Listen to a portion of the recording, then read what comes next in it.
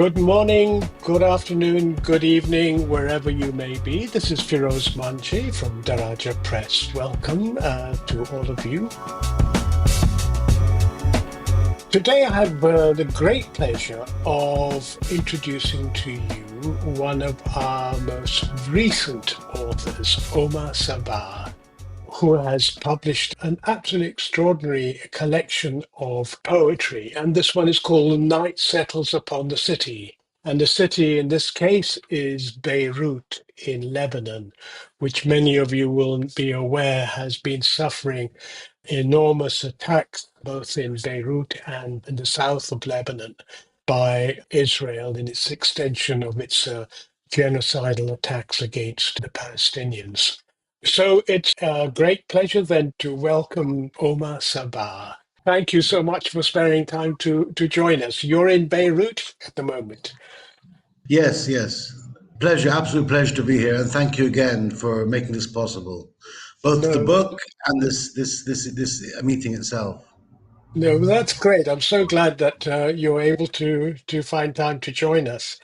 It's an amazing collection of poetry in this book. And I just wonder, before we sort of really get into more details about it, as I understand it, you're a PPE. What is PPE in Oxford? Which doesn't sound like a poetry and poems degree. How does somebody who has studied that field, philosophy, politics, and economics, how does somebody become a poet? Well, there's a few different answers for that. Firstly, I've been quite academically active since my first degree in PPE in different subjects, literature, creative writing, and philosophy and politics, and so on. But the truth is that I was never at the right place at the right time in any of my degrees. I was either before or beyond them. I was never at the right place.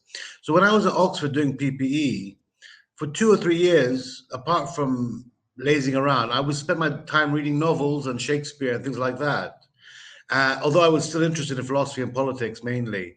And so when I finished that degree, I took a gap year and then I did an MA in English literature at King's. And I hadn't done English literature at A level even, let alone undergraduate degree.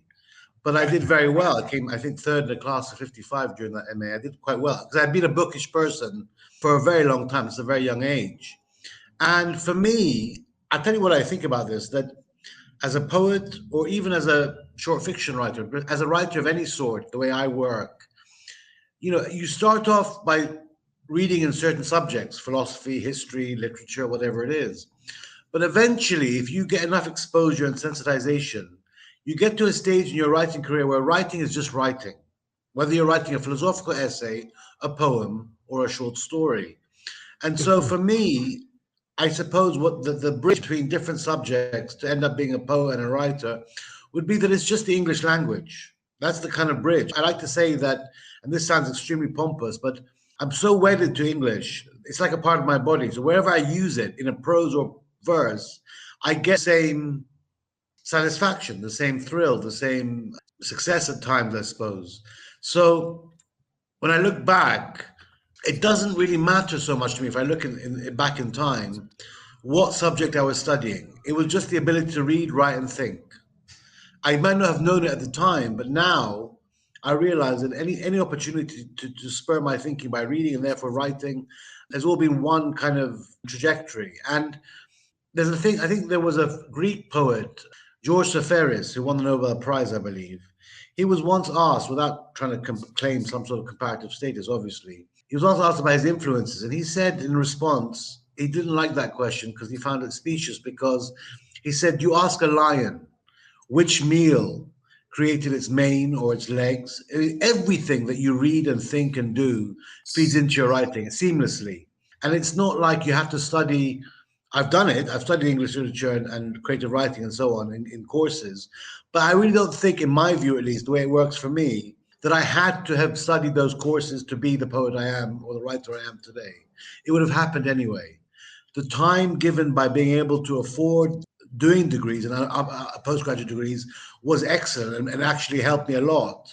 I don't feel like my writing career is tied to a degree or some sort of academic structure, if I'm being honest. But you are now located in Lebanon, in Beirut. And many of your poems in this collection speak to the experience of violence that is being experienced there. Give us some sort of idea of what inspired you to bring this collection together? Because it's fairly recent, although there are some which are much older, written in Dubai and elsewhere. Yeah, I mean, I was putting together in late August, early September, a new and selected. I was trying to pitch it to various people because I'd published six collections and a half, a pamphlet with Cinnamon Press. And most of that poetry was confessional, lyrical, more to do with me and my relationships than to do with any public or official or political situation. Then the attack started in Beirut with the pager attacks. And I began impulsively just writing up my registering of events. And when I get into that zone, I end up being producing a lot of work. And this time, because it's happened many times before, I go through these kind of cycles or waves of productivity. And this time, the majority, but not all, the majority of the work was, passable or good poetry.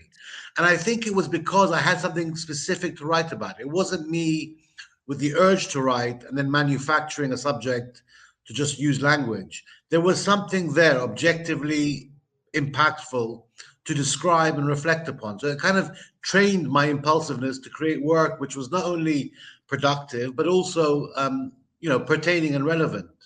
And I always say this, I mean, in Plato's dialogue, the Phaedrus, I don't know if you know it, he talks about artistic creativity and he says it's a kind of madness. Well, I think the Greek word was manikos, to creative efforts. And when I get into one of my waves of production, I end up becoming a little bit like a manic person. I end up producing a lot of work on a regular basis.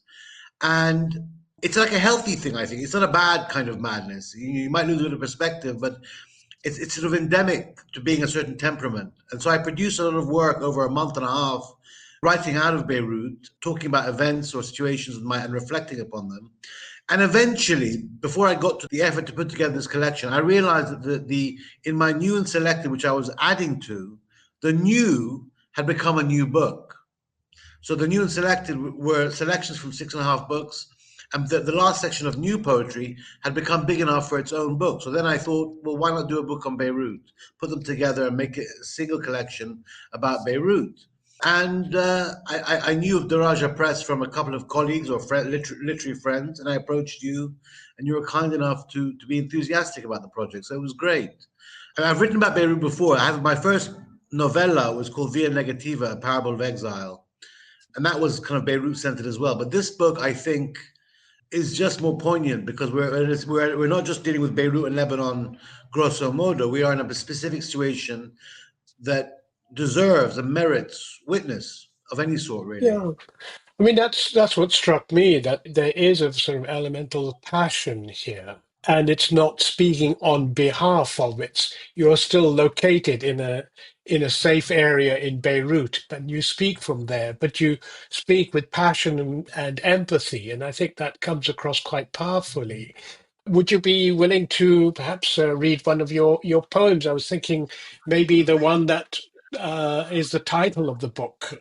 Night settles upon the city. This piece, which was written during a night time, so kind of that was the original spur.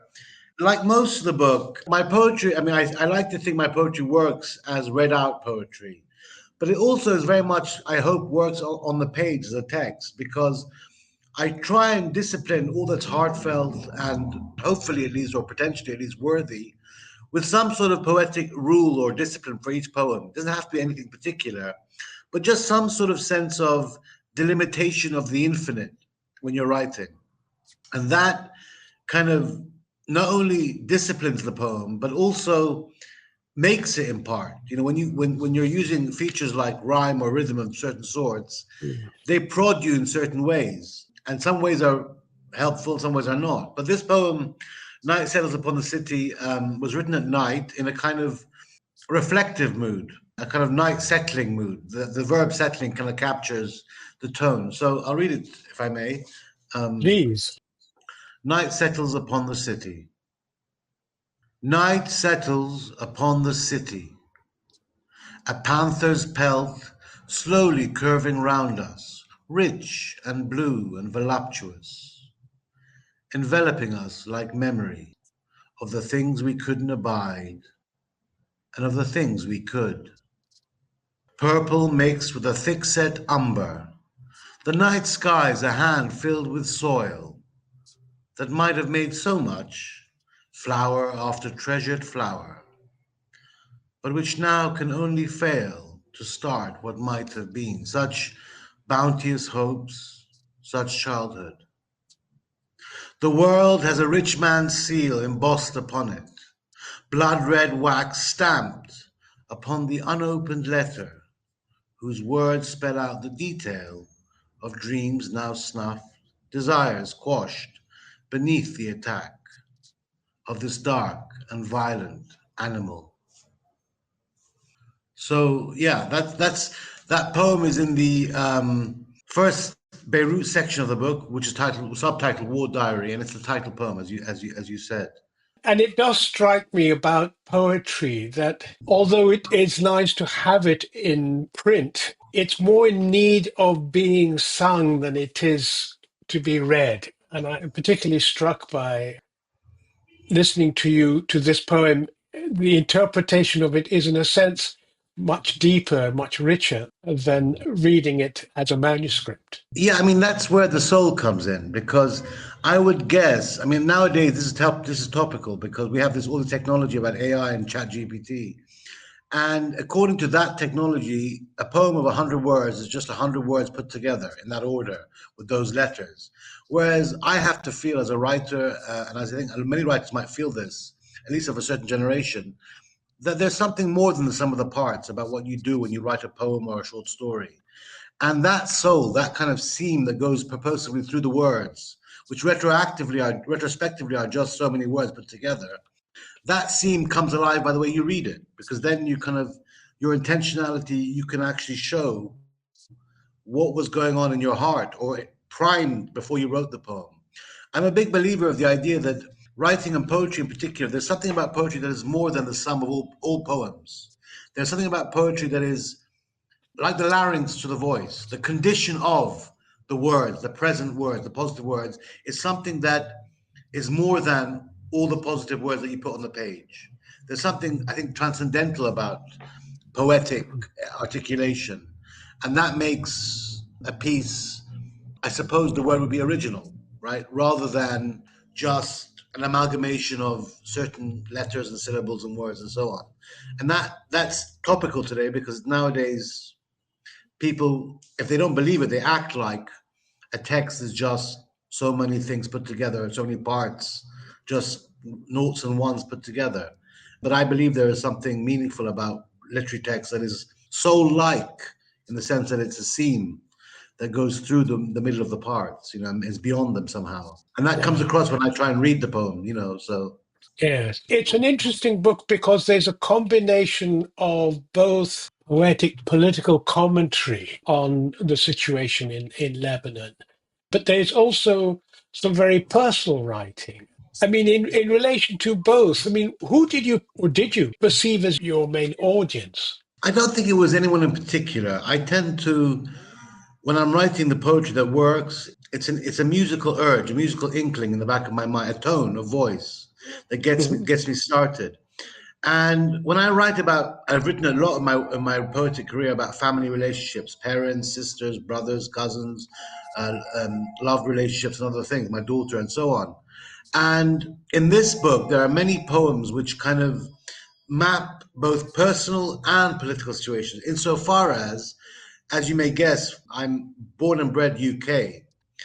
Lebanon was planted in my head from a young age in a heroic sense, but I never lived it. I mean, until my 30s, I'd never lived in Lebanon. I'd only visited. So it was always a kind of heroic notion for me about Lebanon, never having lived the texture of it. So when I write about Lebanon and I write about my father, for example, when I write about my father, I'm also writing about Lebanon. When I write about Lebanon, in a way, it's rooted in my feelings for my parents because they Mm. are the bridge between me and Lebanon, never having fully grown up here or fully been rooted in the country.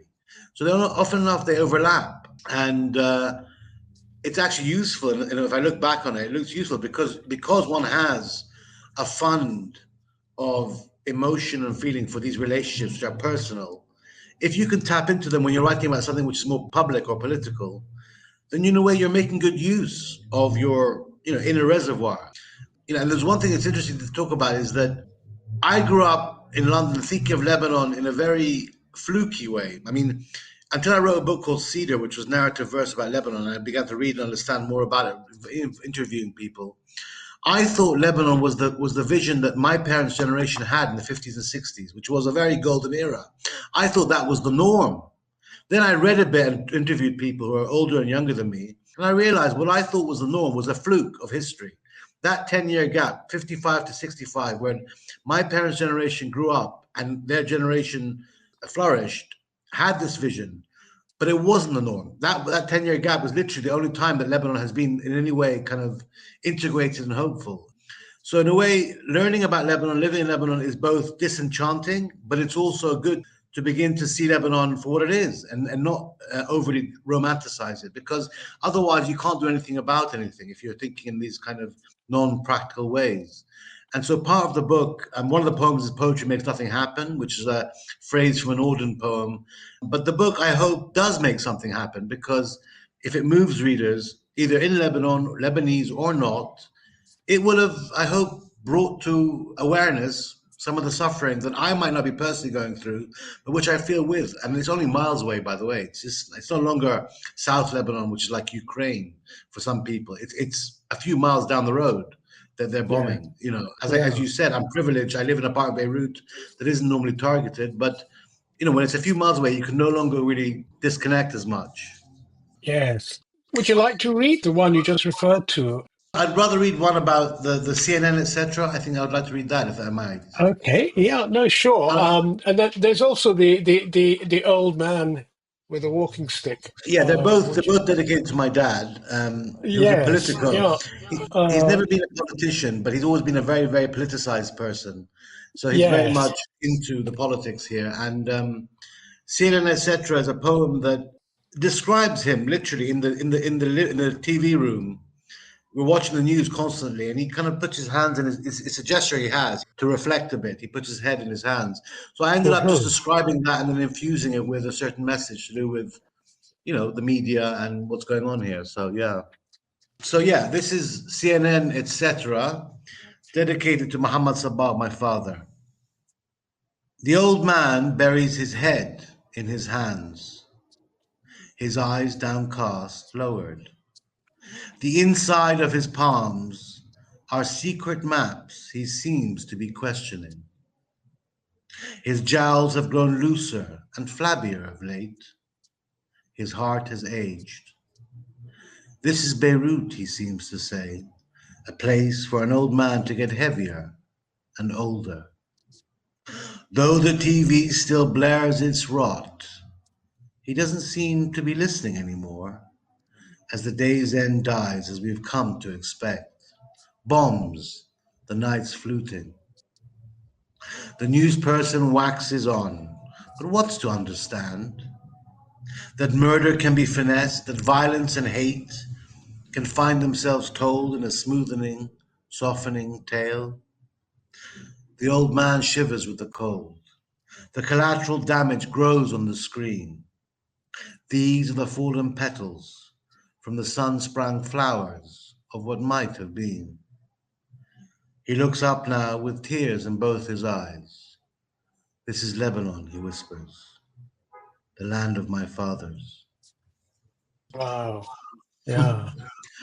Yeah, that's one of my favorite from the book. Actually, I wrote it quite quickly, but I felt that it was successful from the first draft, and I was I was happy with it, and I've read it a few times to a few people, and they all kind of find it interesting and moving. I hope so. Yeah. Oh, no, beautiful, beautiful. You're listening to the Daraja Press podcast. Daraja is the Kiswahili word for bridge. As its name suggests, Daraja Press seeks to build bridges, especially bridges of solidarity between and amongst movements, intellectuals, and those engaged in struggles for a just world. Check out our other episodes, books, and more at darajapress.com. So now let's get back to the show. I mean, you give expression to lots of emotions and feelings, and yet you say at one part that poetry should not be therapeutic. Why not? I mean, why should it Well, not be? it's an old idea from T.S. Eliot, I think, that drives me, which is the idea that the more successful the poet, the more detached he is, the more objective he is. I actually think there's a middle ground. Yes, be therapeutic, but therapeutic at 1 degree away. If you think of poetry as just directly, transitively therapeutic, you're missing out the art, which is like the ability to reflexively reflect on what you're feeling and make the right decisions of commission and omission. So I don't think you should be like detached. I mean, it should be therapeutic, but therapeutic at one level of abstraction away from direct transitive, because otherwise it becomes harder to know as a poet or as a writer. And obviously, every reader has their own view, but it becomes harder to know when you're writing stuff which you think is worth something at a poetic level and when it's not. It becomes, completely on the same plane. And that's fine because the message is always worthy if you're feeling with people and so on. But as a writer myself, I like to also have that element of knowing where the art of poetry is being successful as a poem and not just as an intention to express fellow feeling, empathy, and so on. So it's a kind of mixture of both the objective and the So, subjective. but what about from the reader's point of view? Well, I think I put it this way. I mean, I teach creative writing, so this is how I teach it. I sort of say, look, language is not you. Language is an objective societal possession. You've got your subjective intention, whether it's an emotion, a thought, or what have you, and you have the objective medium of language, which you don't own, and you have on the other side of language other subjective readers, right? So I think that's where the art comes in. You have to be able to know how to manipulate, to manumit the objective, to get across what's subjective on this side to the subjective on the other side. And that becomes the effort to use language successfully. The art, the configuring artistry behind either a poem. It doesn't have to be a poem. It could be a short story. It could be a philosophical essay. But I do believe that using language as an art with the right kind of sensibility or choices made is the essence. Because, as I say, you are subjective and you are infinitely detached from the subjectivity of your or whoever readers on the other side, who you might not ever meet. And to allow to get what's true about you onto that other side becomes a skill, and that's where I think being good with language or being able to know how to use language in the right ways is the key. Because, as you say, my readers, I don't know what my readers think. I will never access unless they write to me. But I would like to have some go at intentionally guiding them in some way. So give me some idea about what is happening in Lebanon and what is happening in Beirut. A lot has happened since we published the book. The Israeli attempts at invasion physically across the border seems to have been thwarted quite successfully. But there's the bombing continues. So how do you see not just what's happening, what is the future now? I mean, I'm not the most clued in politically, the nitty gritty of the sects and the different kind of day to day politics, but my view is this. I don't think there will be, for example, a new civil war for two reasons. Spiritually and financially, the country's defunct. No one has the urge for it in terms of politics, and no one can afford it either, to be honest. And this was even before the Israeli attack, when people were saying that that Lebanon was troubled. It always has been troubled, but in today's environment, no one can afford, even if they wanted to set up some sort of you know situation like that.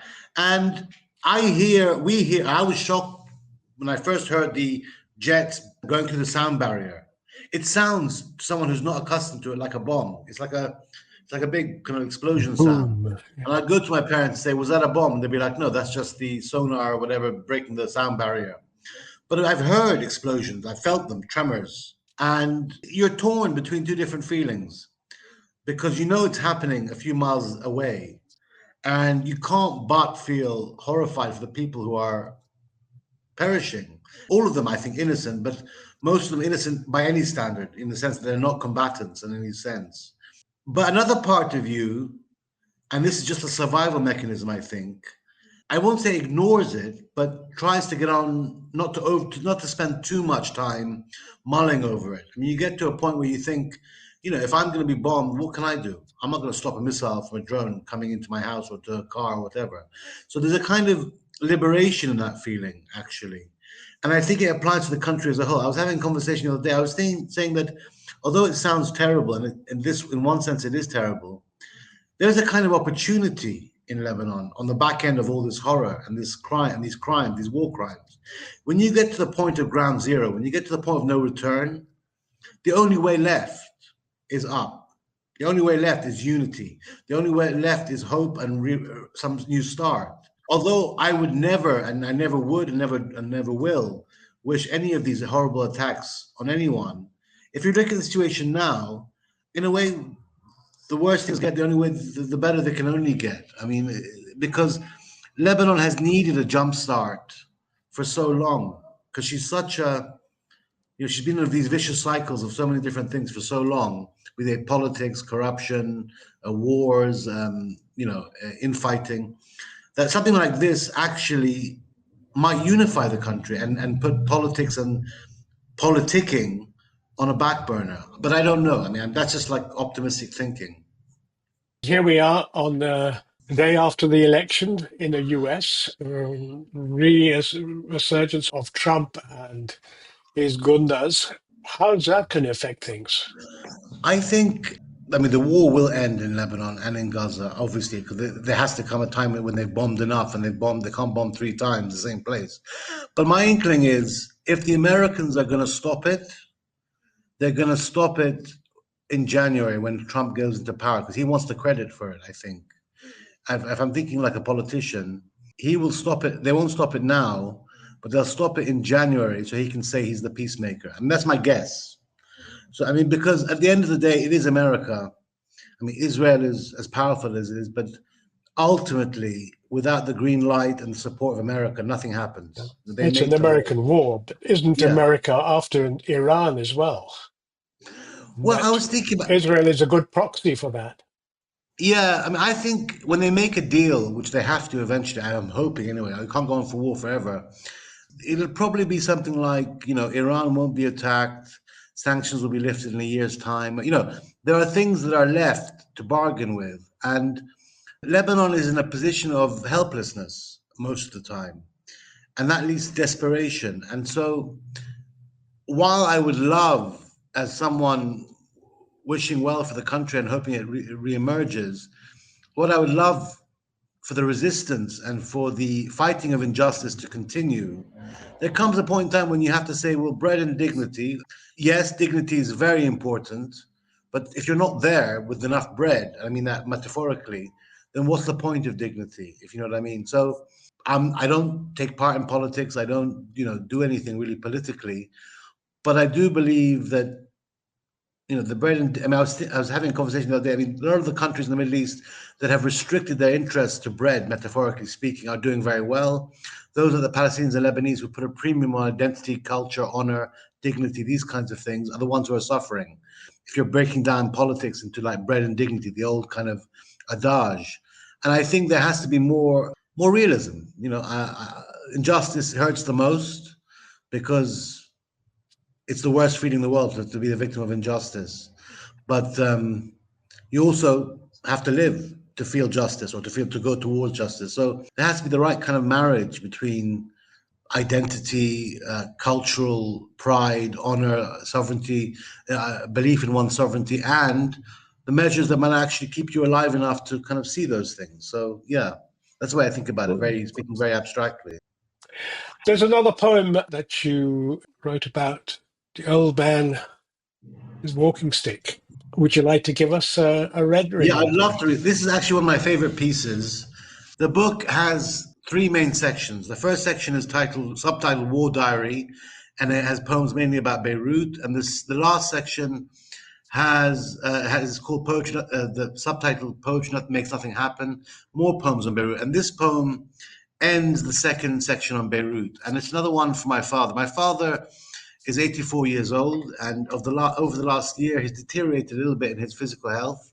He uses a walking stick now, and is having back problems. The things that we expect at that sort of age. And so this poem is about the old man and his walking stick is about two kinds of war mapping onto each other. Yes, we have the literal situation here in Beirut, but we also have the more metaphysical war zone of mortality.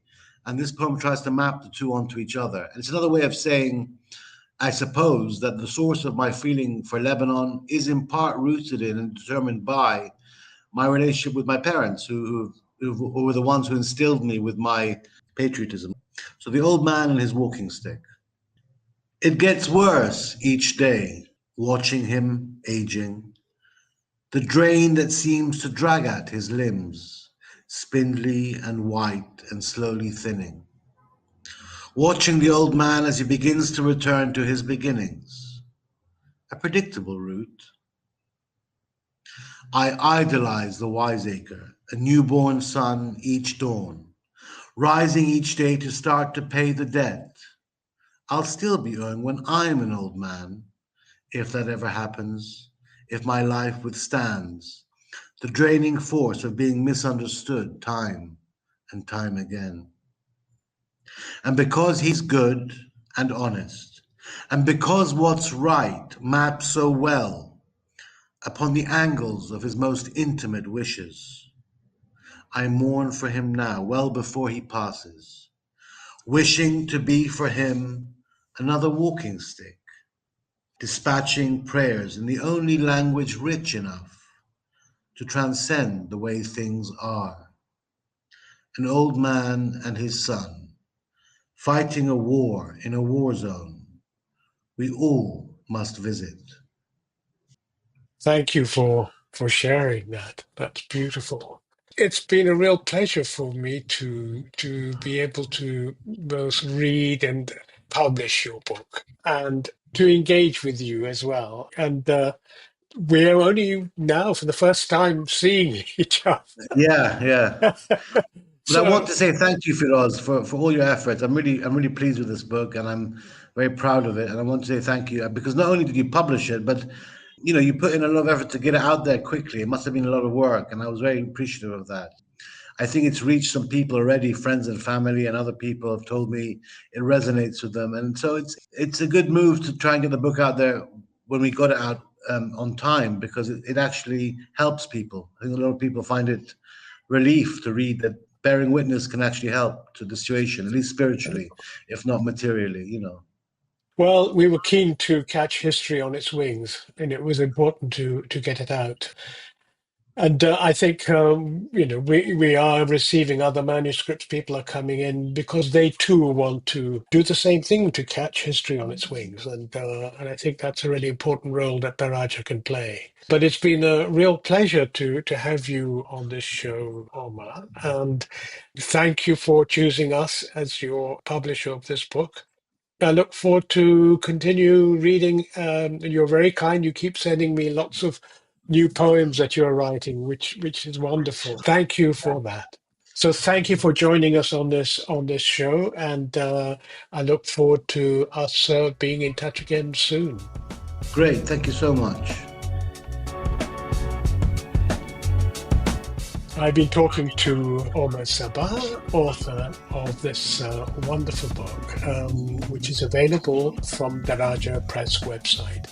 And we will be returning to the show in due course. Thank you for joining us.